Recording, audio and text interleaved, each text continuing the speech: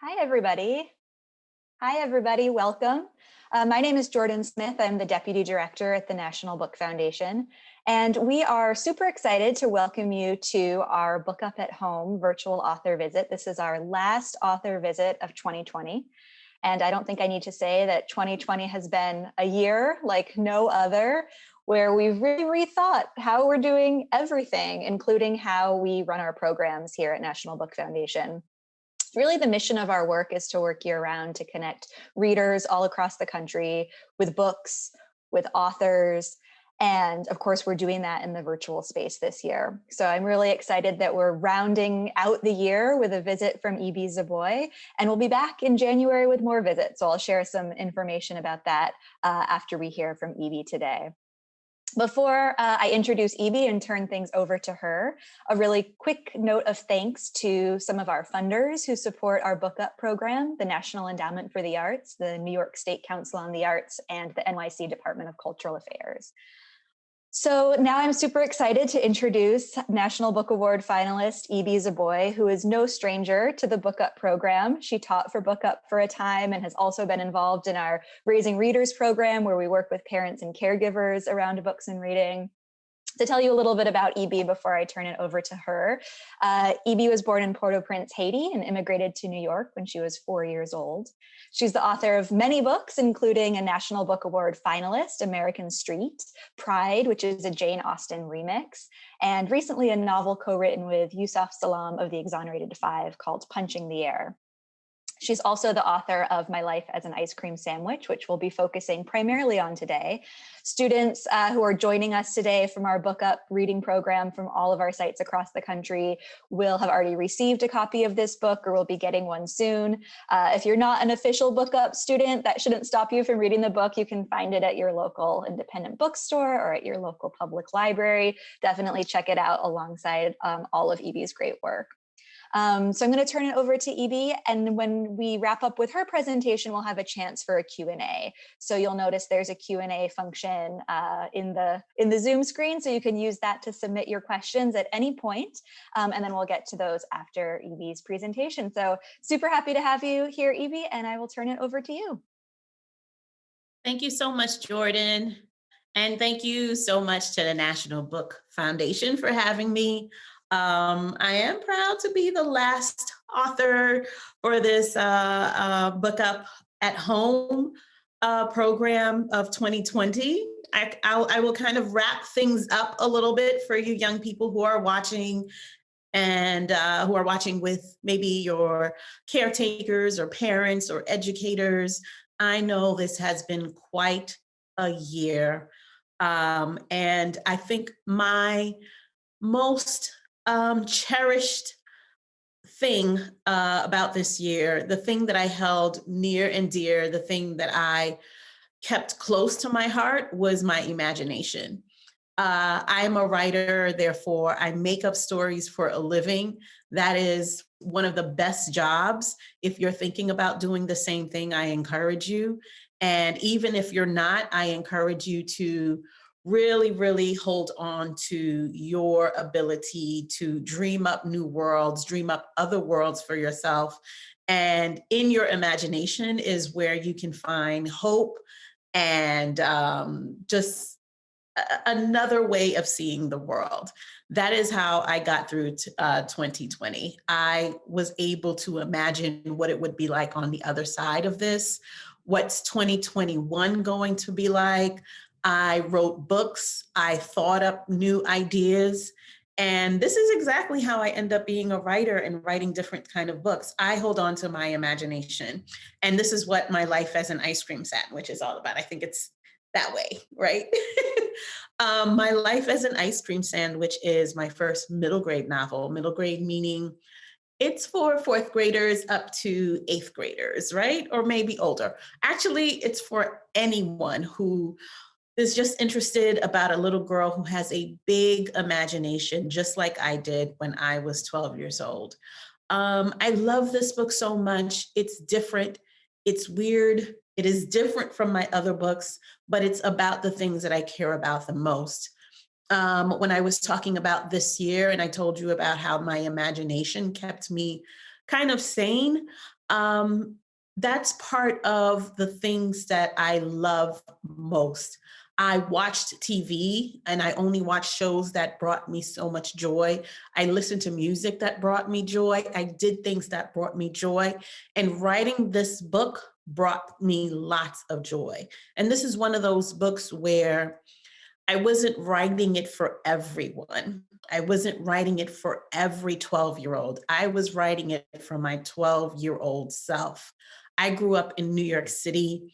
I grew up around in the 1980s where there was a lot of things going on. And this book is set in 1984, but I wasn't 12 years old in 1984. But I wanted to write about a little girl who loved science, who loves NASA, and who loves outer space. And My Life as an Ice Cream Sandwich is not like American Street, is not like Pride, my other books, and it's definitely not like Punching the Air. So let's get right into it.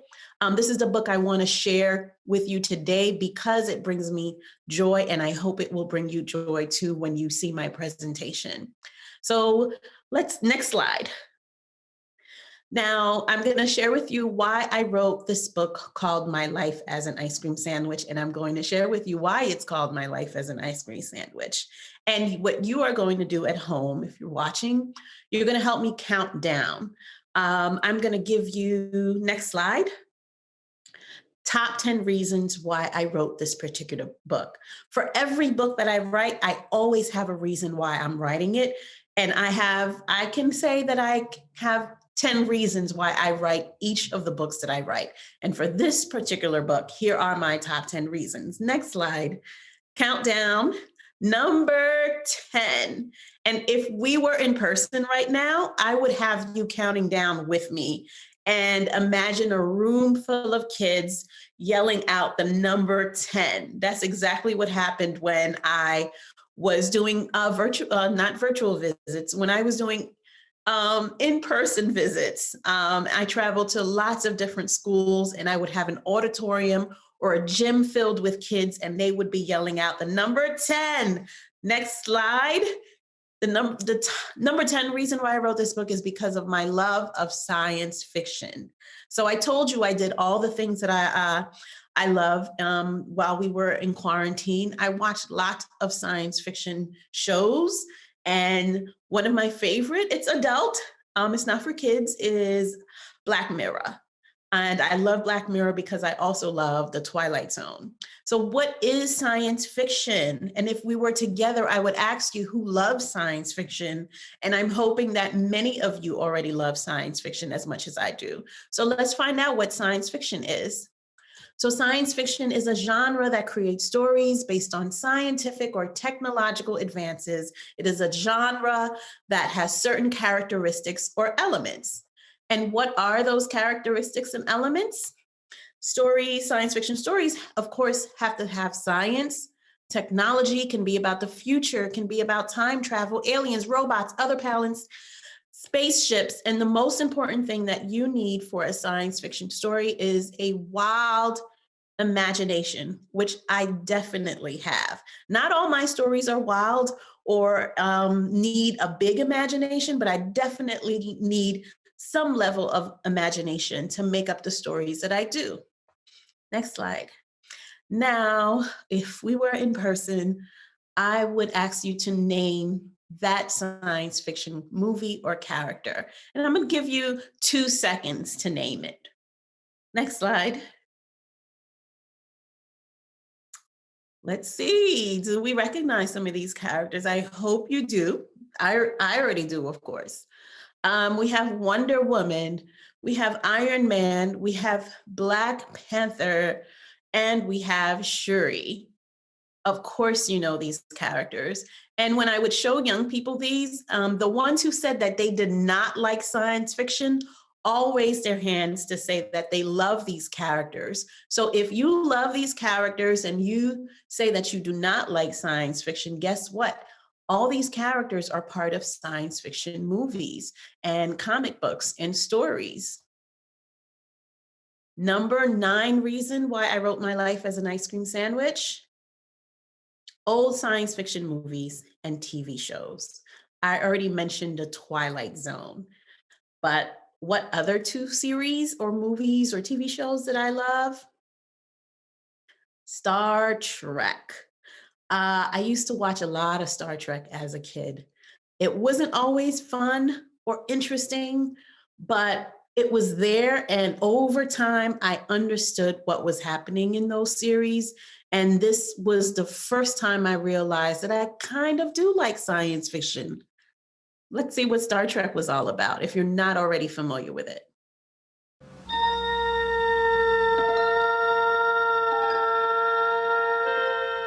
Space, the final frontier.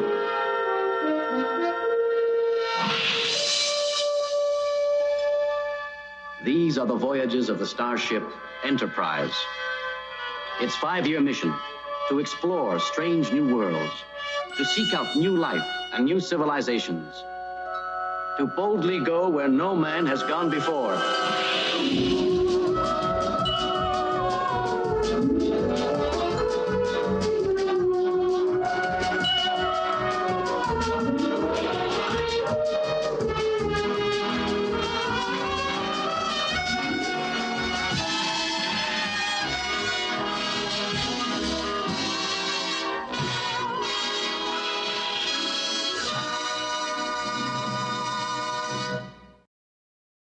So I'm showing you this for a particular reason that you're going to find out later on. If you remember the theme song, just remember how it sounds and how it makes you feel when you hear that sound in that particular music. Next slide. Here's the other TV show. Not even a TV show, a movie. This movie came out the year I was born, and I won't tell you what year that was, but it was huge. It's still huge, and I am pretty sure that you know this one.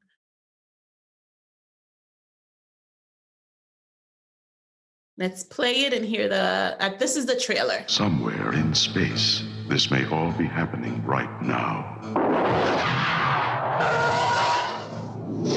20th Century Fox and George Lucas, the man who brought you American Graffiti, now bring you an adventure unlike anything on your planet.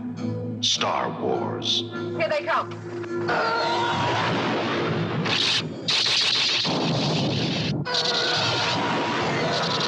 Coming in too fast. The story of a boy, a girl, and a universe.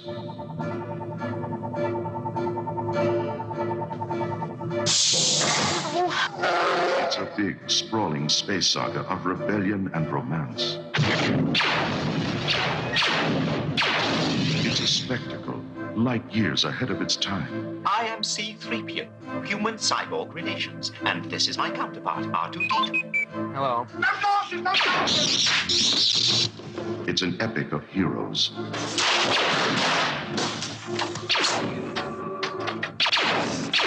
Good luck. And villains. And aliens from 1,000 worlds.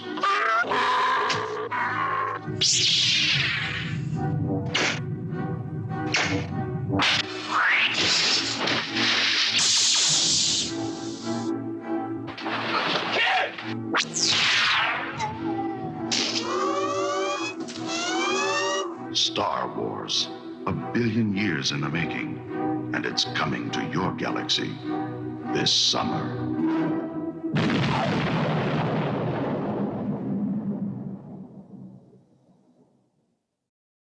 So these two, one is a TV series, one was a blockbuster movie, and they were all made before the internet, before there was social media, before computers as we know it.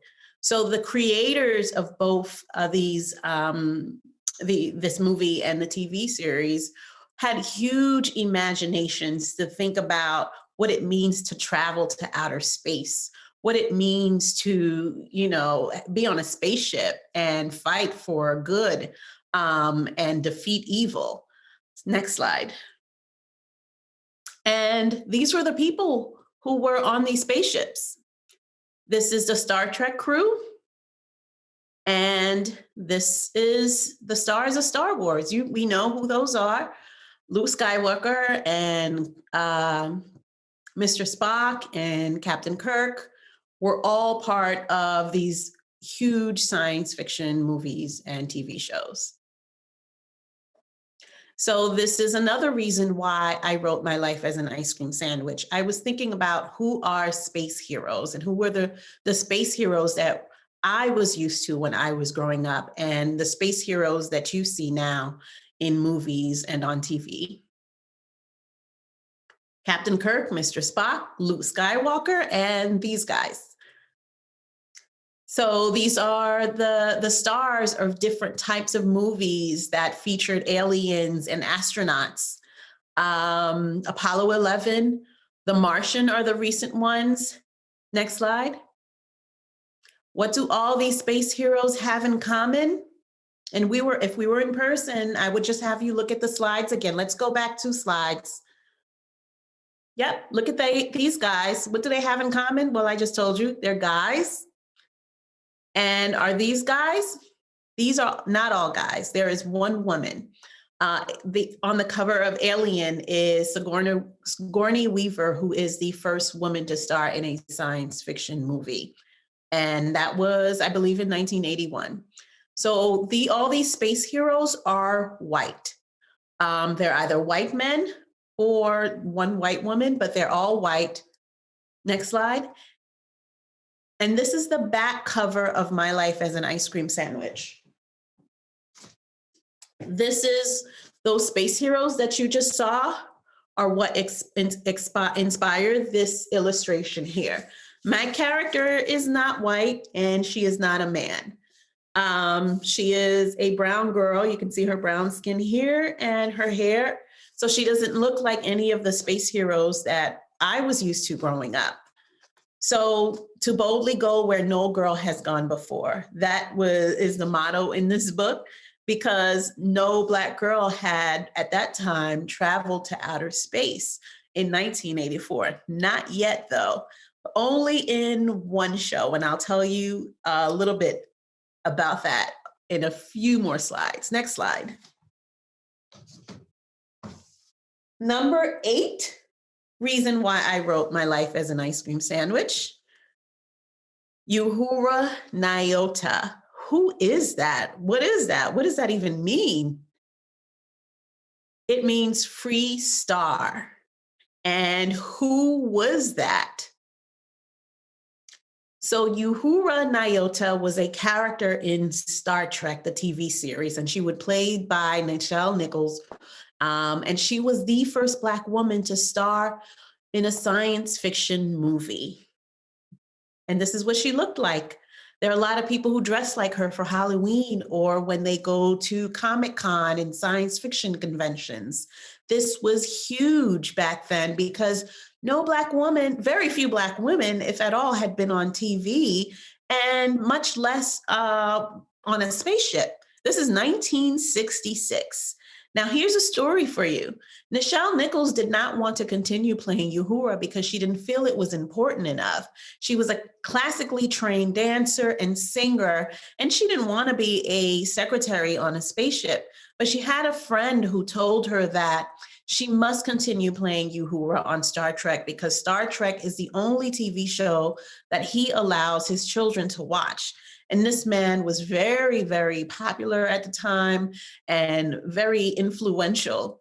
And that man was Dr. Martin Luther King Jr. Dr. Martin Luther King Jr. was a Star Trek fan, and he encouraged Nichelle Nichols to continue playing the role of Uhura on Star Trek in 1966. Isn't that interesting? So in My Life as an Ice Cream Sandwich, my character, Ebony Grace, and her father make up an imaginary spaceship called the Uhura, which is named after Uhura Nyota from Star Trek. Number 7 reason why I wrote My Life as an Ice Cream Sandwich is old school music. So I threw everything into this book, the things that I loved, and tried to make like a gumbo of a story. So what kind of old school music am I talking about? Jazz. My character's grandfather loves jazz, and it's sort of like space jazz, the kind of music that you heard at the beginning of Star Trek and Star Wars. So there was this man named Sun Ra who created music that sounds exactly like that. And he believed that he heard the sounds of outer space. And next type of music I was influenced by. Oh, this jazz, yeah. What Sun Ra sounds like. So this is the next kind of music I was inspired by, which is funk. We hardly hear about funk music and its influence in science fiction. And look at that, one of the albums by Parliament, Funkadelic. He's on a spaceship. And it sounds funky, right? And young people know funk to be Bruno Mars's Uptown Funk. That's exactly what funk is. And funk is inspired by jazz. So if jazz and funk got married and had a baby, what kind of music do you think that is? Next slide. Oh, no, this is funk. Yep, you can move on to the next slide. Old school hip hop. So if funk and jazz had a kid, it would be old school hip hop, not the hip hop that you hear now. Old school hip hop from way, way, way back in the day. How hip hop started when it first became kind of popular, but not popular all over the country, just popular in New York City. Let's listen to what it sounds like, what it sounded like back then. Party people, can yo get funky? Suicide folks, can yo get funky? Hear that bass drop? Can yo get funky? Yeah, just hit me. Just taste the funk and hit me. Just get on down and hit me. That bot just getting so funky now, hit me. Yeah, just hit me. It's time to chase your dreams about the seats. So that to me sounds like it's inspired by what outer space could sound like. It sounds like spaceships. It sounds like aliens. It sounds like other planets. It sounds cosmic, right?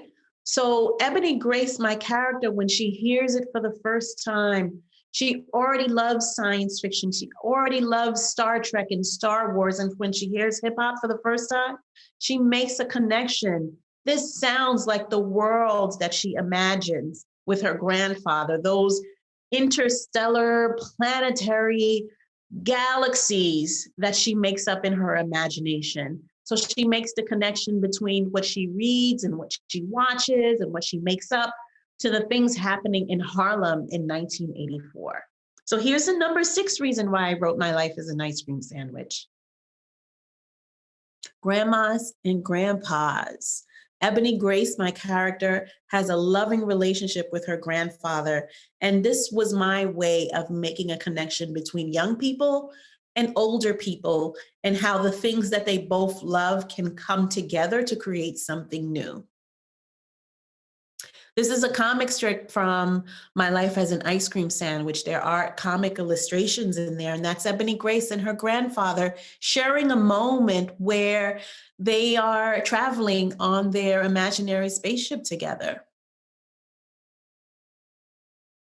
This is me and my great aunt, my grand aunt.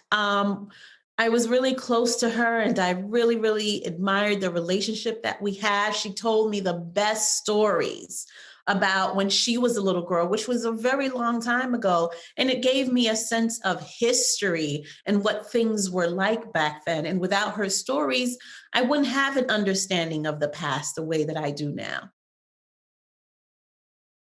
And these are my children with their grandmothers. And I'd like to ask young people, do you have like a favorite grandparent, right? And what is it about your grandparent that you love the most? Next slide, let's see what that is. Oh, this is granddad. This is Ebony Grace's grandfather. Let's get to the next slide.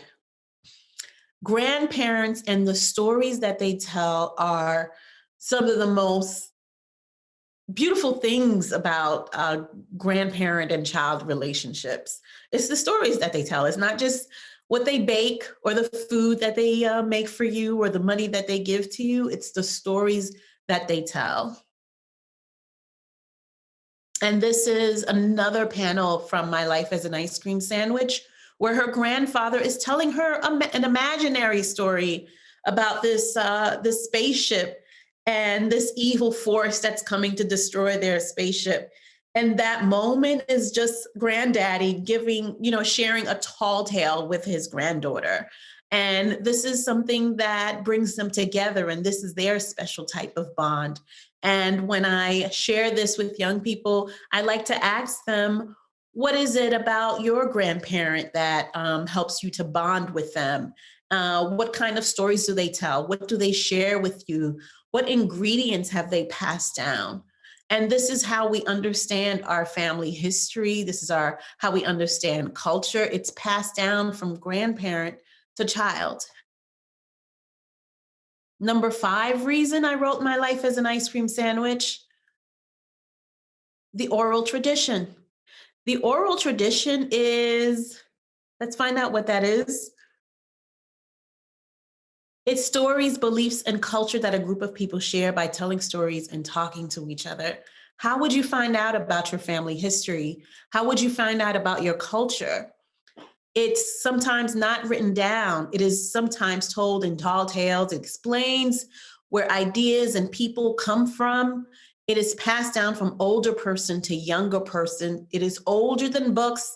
It requires a big imagination and a very good memory on the part of your grandparent, right? Your grandparent has to remember things about their childhood in order to pass that on to you. And this is how you understand culture and family history. And I wonder, which do you prefer, reading stories or listening to stories?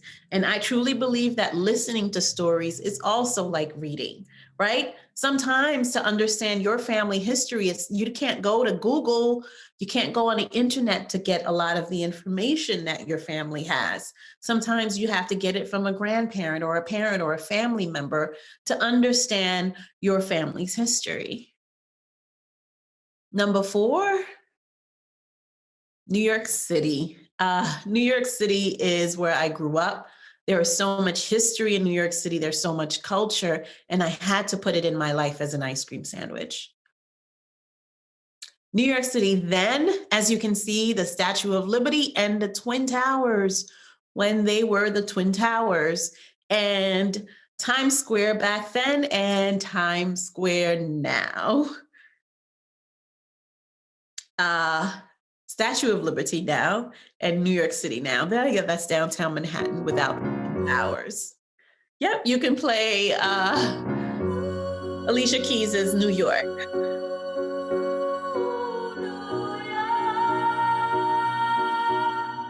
Next slide.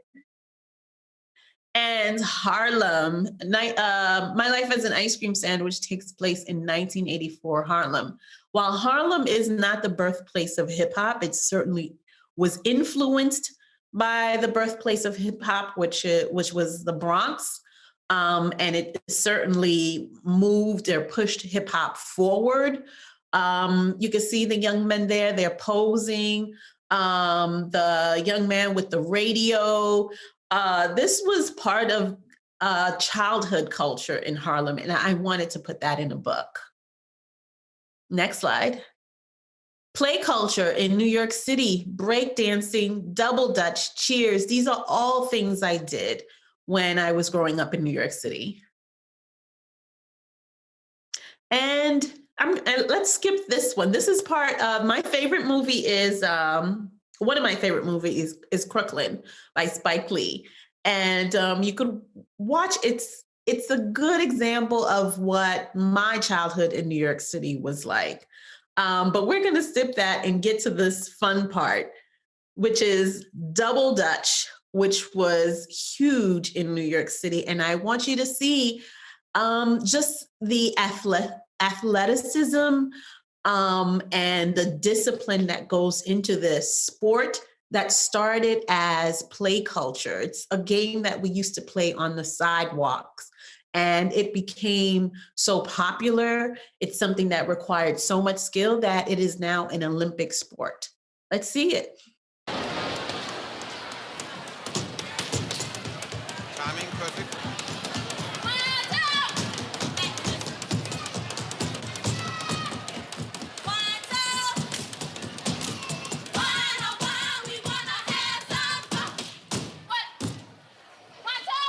I'd say freestyle is the most creative and fun part of competition. It's the most exciting to watch because no two teams ever look the same. In freestyle, the teams make up their own tricks and just about anything goes.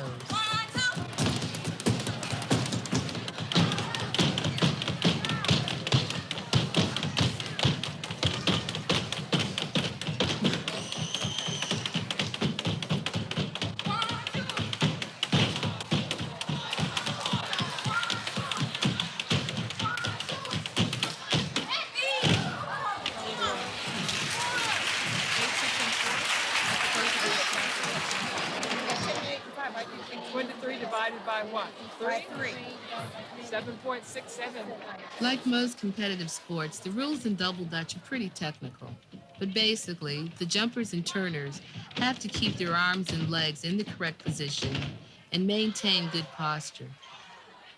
Points are automatically taken away if the ropes touch each other, if they touch one of the jumpers, if the ropes aren't being turned properly, or if they jump in or jump out incorrectly.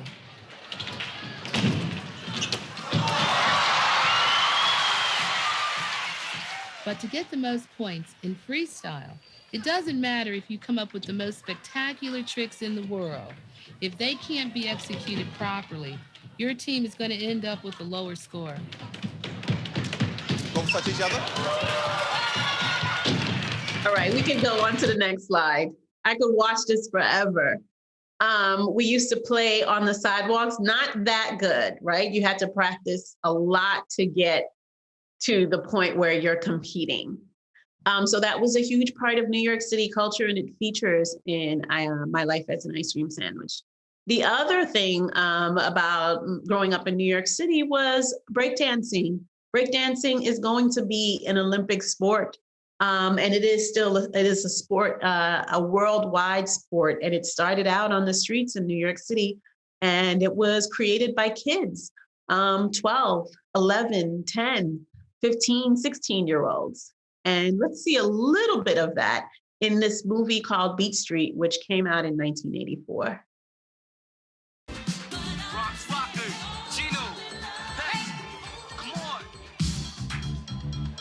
Yo, this Beat Street, let's serve. But the Bronx Rockers are here, man. Yo, it's Beat Street, man. It's Beat Street. They gon' battle, man.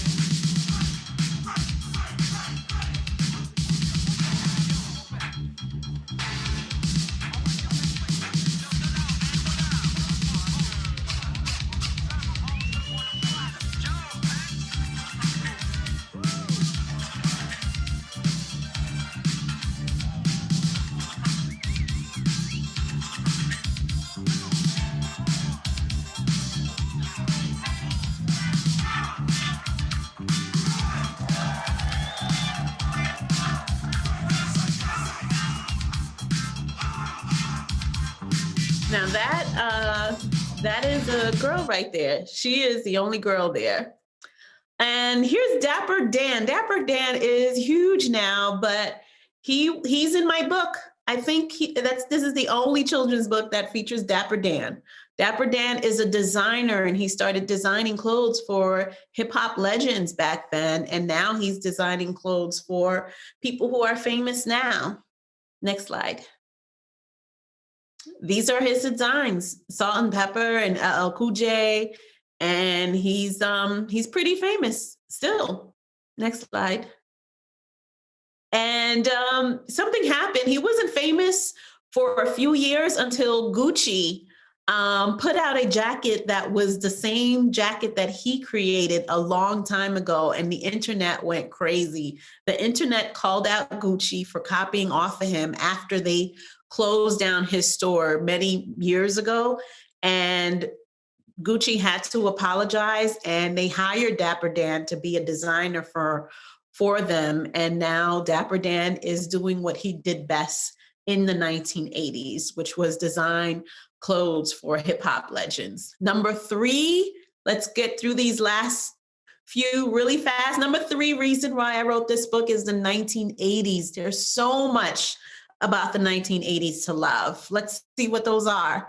The fashion, the Cabbage Patch doll, if anyone recognizes the Thundercats, which was my favorite, right? And Punky Brewster. Next slide. And Michael Jackson, the first moonwalk on Earth. Sally Ride, first woman in space. And Ronald Reagan, the first cowboy in office, because he was a Hollywood actor, and he used to play a cowboy in Hollywood Westerns. Next.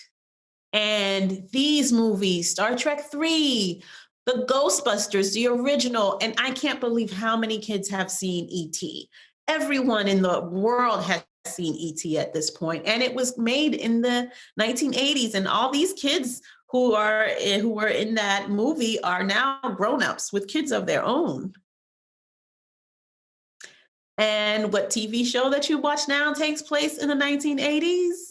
And I always love the reaction when I share this with young people. Next slide.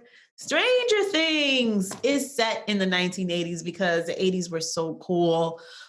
So much imagination, so much great music and fashion, I think.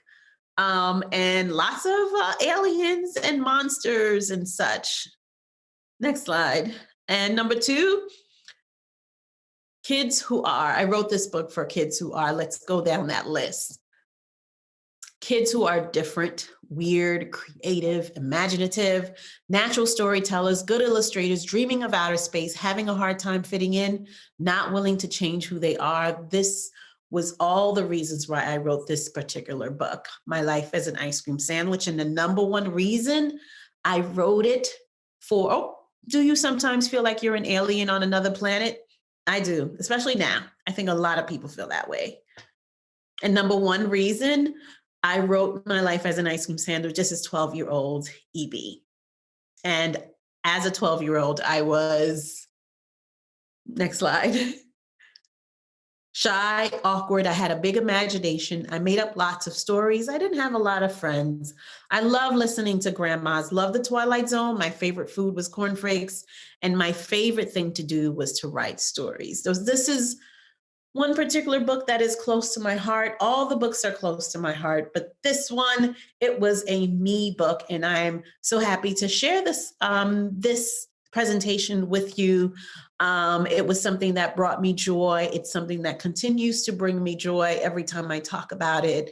And this is how I want to close out 2020 with you all. Lots of joy and enjoying the things that make you happy, no matter how strange and weird they are. Thank you, everyone. Thank you for listening, and thank you for watching. And let's get to the questions.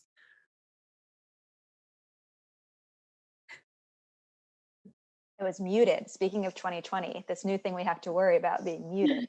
Thank you so much, Ibi. That was really wonderful. And I loved hearing all of the different influences and the ways you brought them together to create something totally new, right? Like all these existing films and TV shows and music and your own growing up experience, but out of those existing things, this sort of totally new character and totally new story. I loved how you framed all of that for our readers.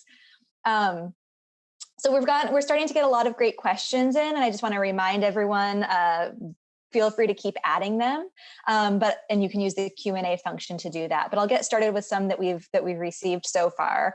Since it is 2020, and in the spirit of thinking about how we can overcome difficult things as well as focusing on the joy, we've gotten a couple questions, one from Elizabeth and one from Zoe, that I'm sort of going to bundle together. What was the hardest part of writing this book? And then what was the hardest part about becoming an author in general? You can answer in whatever order you want. So that was a great question. The hardest part about writing this book is trying not to put everything in, although I did put everything in, much to my editor's dismay. So I just wanted to throw everything in there and it made sense to me. And the editing part was hard because my editor was like, do we need this? And I was like, yes. Do we need this? Yes. And it was hard for me to throw away things. You know how when you are trying to declutter something, or your room, and things mean so much to you, they have sentimental value. So a lot of details in this book had sentimental value, and it was hard for me to throw it away. And the hardest thing about writing in general or getting published, what was the second one? Or just becoming an author. The hardest Which I guess you can define by being published or just by sitting down and doing the work, whatever, either one. Well, it took me a long time to become an author. I sold my first story 20 years ago. I'm aging myself. I was in college. And from that time till now, it took me a long time to make a living out of doing what I love, which is writing. So this is the first time in my entire life where I can just be an author full time and not have to do other work. And that is not the hard part. The hard part was getting to this point. And I'm glad I stuck to it and followed my heart and my dreams, because I absolutely love what I'm doing now, writing stories and sharing stories with people like yourselves who are here to hear me speak and share my passion. Great. Okay, let me skip to a couple other questions here. We have one about the title specifically, and how did you come up with the title? What was the idea behind it? So my life as an ice cream sandwich. If we think about what an ice cream sandwich is, it's chocolate on the outside and vanilla on the inside. So I wanted to write about a character who's a brown girl, but she likes things that are very different from the things that the girls in her neighborhood likes. And that's science fiction and traveling to other planets. So the neighborhood girls call her something that is equivalent to Oreo. And Oreo is a derogatory term. It means sometimes if you're Black on the outside, it means that you act white or you think white. And I think that is a very wrong thing to say about someone. So for my character, she embraces that. She says, well, there hasn't been any Black girl space astronauts. There haven't been any Black girls who are the heroes of their own science fiction movies. And she doesn't care. She doesn't even care to be the first one. She just wants to do what she loves, and she wants to imagine whatever she wants to imagine, and she doesn't care what other kids say about that. Great. I love when we get questions about what authors read when they were in middle school and when they were young people. And we got an even more specific and great question from Georgianne, who wants to know if when you were in middle school, did you read any historical fiction? And if the answer is yes, did that influence your writing, this book in particular? And if you didn't read historical fiction, what kind of things were you reading in middle school? So I think, you know what? I read books that were not considered historical fiction. It felt like we had to read them, but they weren't categorized as historical fiction, even though they were. In the 6th grade, I had to read To Kill a Mockingbird, which is historical fiction. And I had to read The Lion, the Witch, and the Wardrobe. And none of those books were contemporary, meaning they weren't stories about the things that I was going through at that time. But my favorite book that I read when I was in middle school, actually 5th and 6th grade, was Blubber and Are You There, God? It's Me, Margaret by Judy Blume.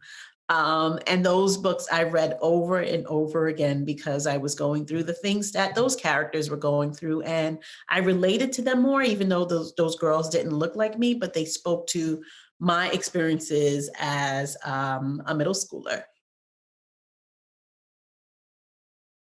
That's great. I think we might have some budding authors in our group today because we're getting a lot of great questions about what it means to be an author. And this one I love in particular from Ashley. What was your reaction when you first saw your book either in a library or a bookstore on the shelf? What was that moment like? Oh, that was such a great moment. And it let me know that dreams do come true. They're not that intangible, it can happen. And it's not just about hard work. It's just about not giving up. I'm sure you heard it so many times, but it's so true. Whatever you love doing right now, try to do it every day. And at some point, you would have done it for years and years and years, and you would have seen the fruits of your labor, meaning whatever it is that you want, you would be getting closer and closer to that thing each time you work on it. That is not a cliche. That is a fact. It's also a perfect segue to another question from Aileen. Do you always feel motivated when you're writing? And if you struggle with that motivation, what are some ways that you get going again? So yes, I did work on something that I was not not feeling at all. I wasn't motivated to continue working on it. I think I need to get into the right mood, meaning the right music. Exercise helps. When I don't want to do something, I'm a grown up, but I remember the feeling of having to do homework and not wanting to do it. Just because I'm a writer just because I'm a writer and I love writing doesn't mean that I want to do it all the time, especially when I'm working on something that's really hard, but I have to get through to it. So I love jazz, as you saw in my presentation. Jazz, something sweet like key lime pie or warm apple pie with some coconut ice cream as a reward after I finish a page, or sometimes it's a paragraph. And I make sure that I do the things that I love in between, right? I don't make it hard all throughout the whole process. I give myself reward systems, and those reward systems can be as small as a nice warm mug of tea or a slice of pie. Pie is an amazing reward. That's a great, a great motivator. Another sort of simple, but I think complex question is, do you like being an author? What is this sort of line of, having this as your career? What is that like? So that's a great question. I like being a writer more than I like being an author. There is a difference. I feel like I'm sharing myself as a writer right now, right? Sometimes in author, we have to do things like answer emails and do administrative work. Like we have to keep track of how we're getting paid. We have to do things that are very professional. And sometimes you just want to crawl into a corner and write all day and not have to, do author things, right? So I am an author now, but I love sharing my writing. And this, to me, feels very comfortable. Being an author sometimes feels like, well, I'm supposed to know everything. I don't know everything. And I don't want to make it seem like I know everything. And author sometimes means that you have an authority on something. I can share my writing skills with you, but with every book that I write, I am learning something new. So I don't like to pretend that I know it all. And I don't want to have to pretend that I know it all. That is the part of authoring that I don't always like. I want to be a writer, meaning with each book, I am practicing my craft and learning new things about my craft. So I prefer to be a writer in the world and not necessarily an authority on anything. So that's the hard part about being an author, if you understand. versus being a writer. Yeah, I love that distinction and that point that even when you have, even when the main focus of your time is something that is your passion, there's still all this work that goes along with it too, that there are those emails and reminders and calendars and all of those things too. I think that's such a good reminder when we're, sort of in this time in middle school, high school, thinking about like, well, what's next? How am I going to spend my time? That it's always this balance between It's the two. Business, right. The author part is the business side of me. The writing part is the art part of me. And I think we have some business-minded students here today, because Elizabeth wants to know how did getting published for the first time, did it change your process of writing or your relationship to writing? Yes, absolutely, because I then had to become an author. I had to think about the business of being a published author. And sometimes it's hard for me to market my books or market myself. That's another part of the business where instead of saying, okay, this is why I wanted to write the story, you then have to say, buy my book, right? And you want people to buy the book. You want people to read it. But sometimes I'm not very good at that, because I'm thinking like, I want you to write my book, but you might be having a hard time coming up with $20. And I kind of don't want you to like spend money that you don't have. So let me tell you about my inspiration instead. So this is where I have a hard time. Some people are way better at that than I am. Trust me. It's okay if you created something and be like, pay me, buy my stuff. I need to be able to support myself so I could keep creating. Some people are excellent at that. But for me, I get really nervous about it because I'm always thinking, okay, why would you want to spend $20 on me? I probably have to get out of that mindset. It's something that I'm working on. So that's another lesson. We don't have it all together sometimes as authors. There are still things that we need to work on, even if we seem like, I'm a mom, I have teenagers. Even when I'm a grandparent, I'll still be working on things. And that's part of growing and evolving as a human being. Yeah, thank you for that.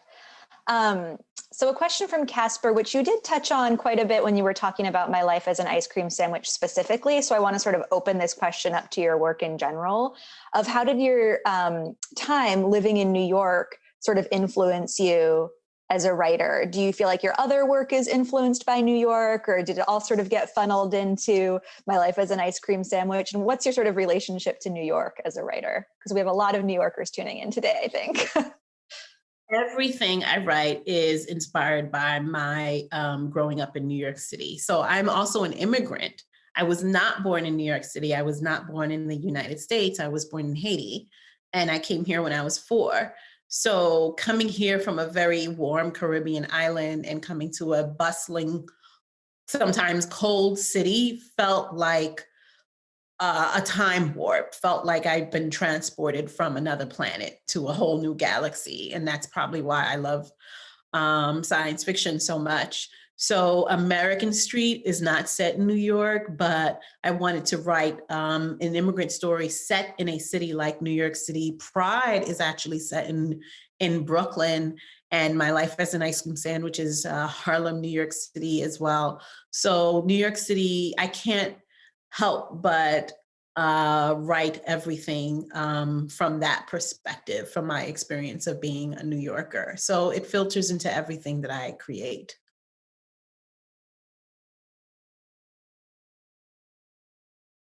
So even though we're not supposed to pick favorites when it comes to students or children or books, another question is, of the books you've written, do you have a favorite?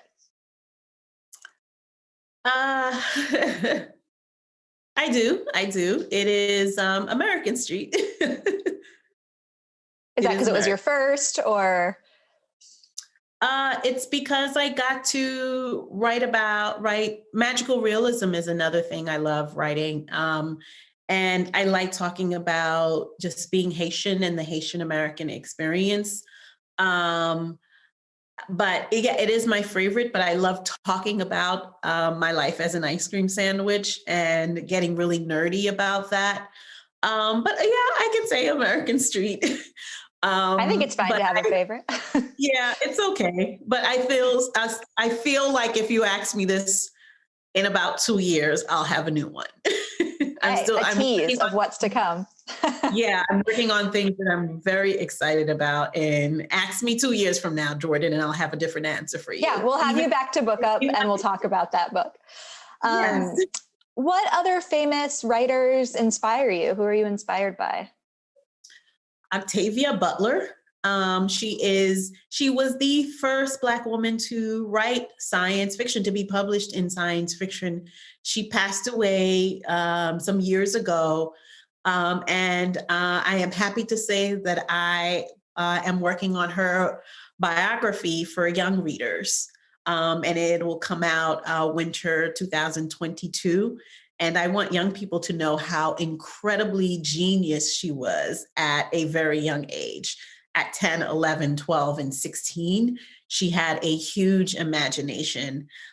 So I am very much influenced by her, even when I'm writing for children and young adults. She didn't write for children and young adults, but I pulled from her love of big ideas and strong girls in her books and stories.